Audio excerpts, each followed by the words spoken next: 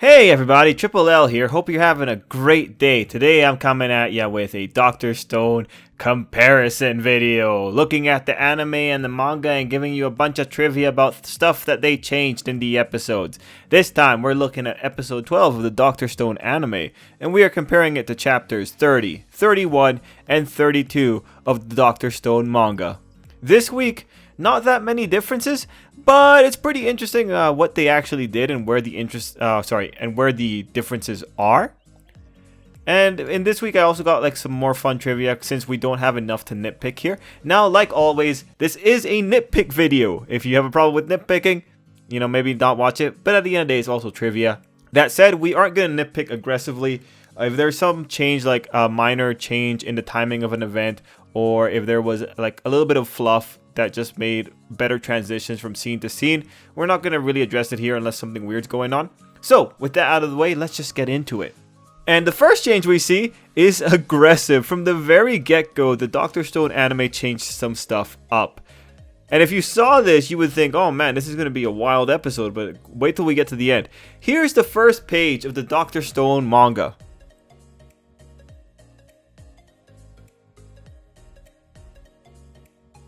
Here's the equivalent anime scene sped up.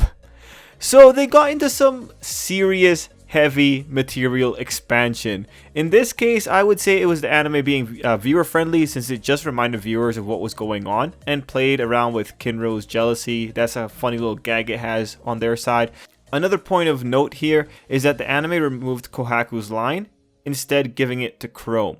The distinction is subtle. In the manga, it just makes it feel like Kohaku is invested in the science at least a little bit. But, in the long run, does this matter? No, not really. There's no damage done. Still, coming in with almost 1 minute of expanded material is impressive. And also, look at this face. I just wanted to point it out to you. I just think it's worth pointing out. Oh, something else I want to point out for this first bit is that the anime removed Senku and Chrome's reflections from the spear. And another note, Suika has more of a presence in the anime in general. They made sure to include her and have her doing little things. So overall, this just seems like a quality of life change. They just changed it because, well, it flowed better. It didn't feel out of place. We still have expanded material. The next expanded material comes from this moment. This whole Senku hyping up the challenge moment is anime original. Now, from the perspective of an episode, it would just remind people that the stakes are high, except that when you look at the previous lines, you already know how high the stakes are. I mean, Senku was already telling everyone that Ginro is putting his life on the line. The only real thing you learn here in this segment is that one mistake is costly. But that could be inferred once you hear Senku saying Ginro only has a few seconds to react. Senku saying this is the biggest hurdle could also be inferred, but it did tell you at least that there was nothing harder after this one. But yeah, just little moments like these remind you that if manga writing is considered the art of conveying an idea in as little pages as you can, anime writing is reiterating information as much as you can to drive the point home. And this was one of those moments that definitely I felt played with that. Next up is a half change. Just so I can also reiterate, check out this panel, then check out the equivalent scene. The anime is consistent with this great hurdle rhetoric. In this case, the manga is also reiterating information and having Kohaku question Senku, but Kohaku's question informs you that she can't imagine what it is that they are looking for, and her inquisitiveness does make it feel like she's getting a little bit more involved in the process. Again, though, this in the long run, it doesn't really change anything major. It's just a very subtle distinction. In this case, like I said, it just makes Kohaku seem less inquisitive. Okay, the next thing isn't a change. It's more like a funny story that came out of my watch through. So Kohaku calls the spring emerald green. And then Senku before that called the liverwort emerald green. And me, I thought I was colorblind when I was listening to this. This isn't green. This is blue. Kohaku needs to get her eyes checked. But in all honesty, I can't imagine where this discrepancy came from. It's really jarring when someone's calling something green that doesn't look green. Maybe someone in the coloring staff didn't get the memo, or maybe it's not that big of a deal. But you know what? The good news is I'm not colorblind. Well, I think. I struggle with green and a grayish green, but that's me. Anyway, moving into a legit change. The manga had a neat little graphic to illustrate where the deadly gases would sit in the air, as opposed to the image of just the spring. The anime just kind of panned over the spring.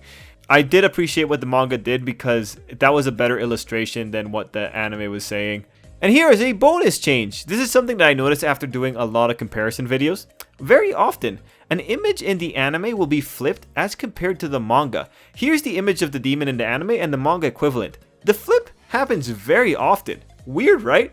I got a few more scenes. Check out this scene from the anime, and here's the manga counterpart. It's weird how they do flips. I imagine though this is coming because of the nature of a manga. Maybe there is a bias to where people are positioned in a manga, and then the anime just kind of like, you know, they have a bias maybe, but I really don't know. It's just really interesting to like notice this. It might also be that because I'm looking at a one-to-one comparison, whenever it isn't one-to-one, it just seems more prominent in my mind. But yeah, you know, just very weird little things. Anyway, at this point, I can tell you that we're jumping into the chapter 31 content. And chapter 31 is pretty scarce, all things considered, when it comes to the changes. The one thing that I got for chapter 31 is that we have this overlay of characters as Ruri talks about the 100 Tales. Yes, I know, that's it, that's all we got. And now we're into chapter 32 material. Yeah, I know. Wow. The only real change came at the end of the episode where they added some scenes and dialogue of the boys looking at their win. That's it. This is the last page of the manga chapter, and this is the last scene of the anime. So overall, when you look at this episode, the changes are definitely in the transitions and the opening and closing of the material. Like, the anime is just adding more to make the story feel complete for the purposes of an episode.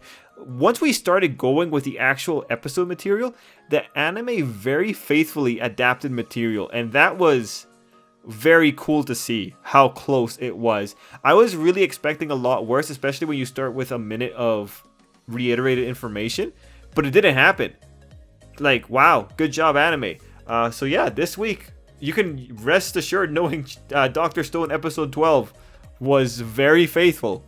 Anyway, it also made for a quick video. So everyone, thanks for watching, and till next time, I hope you have a great day. There's no real big insights to take away from this, except maybe that whoever was looking at the spring and was calling that green, maybe they need to get their eyes checked. Or maybe it's me. You can never be too sure. Anyway, till next time, have a great day.